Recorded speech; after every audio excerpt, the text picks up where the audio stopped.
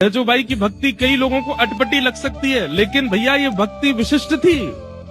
वो कह रही है हम ठाकुर जी को त्याग देंगे लेकिन अपने गुरु का त्याग नहीं कर सकते। गुरु ना विसारूं मैं राम तज डारूं।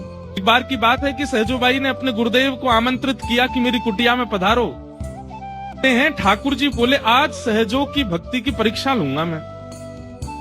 परीक्षा हुई कि सामने से गुरुदेव आ रहे हैं और गुरुदेव के ठीक बगल में देखा ये कौन आ रहा है, तभी देखते हैं कि श्याम सुंदर चले आ रहे हैं, ठाकुर जी भी आ रहे हैं। ठाकुर जी मानो देखना चाह रहे हैं, चल सहजो आज दिखा दे कौन को पहले पूजेगी, कौन को पहले वंदन करेगी, कौन को पहले उपकार करेगी।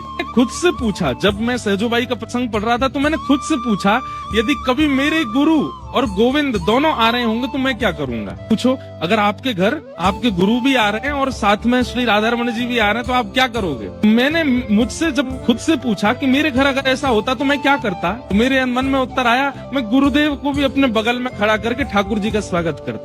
पर सहजो बाई ने ऐसा नहीं किया। सहजो बाई यहाँ पर पुष्प थाल लेकर के खड़ी थी, गुलाब जल लेकर के खड़ी थी, हाथ में पंखा लेकर के खड़ी थी, भीतर आसन बिछा रखा था, गुरुदेव आमंत्रित थे। जैसे ही देखा कि साथ में गोविंद भी आ रहे हैं तो सहजो बाई तुरंत थाल रख करके दौड़ के गई और थोड़ी दूर थे गुरुदेव तो उनके बगल में खड़े ठाकुर जी का हाथ पकड़ा, खींच करके लाई और ला करके बोली जल्दी खड़े हो, चलो थाल पकड़ो, ठाकुर जी गुरुदेव आ रहे हैं, पूजा करनी है उनकी।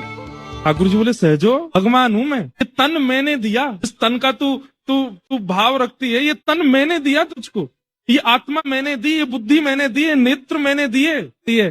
तन आपने दिया, बुद्धि आपने दी, नेत्र आपने दिए, पर इनका सदुपयोग उन्होंने दिया है, इनका सदुपयोग तो उन्होंने दिया। अगर ये ना आए होते तो तन प्राप्त करके भोग भोगने के लिए कोई गलत नहीं था।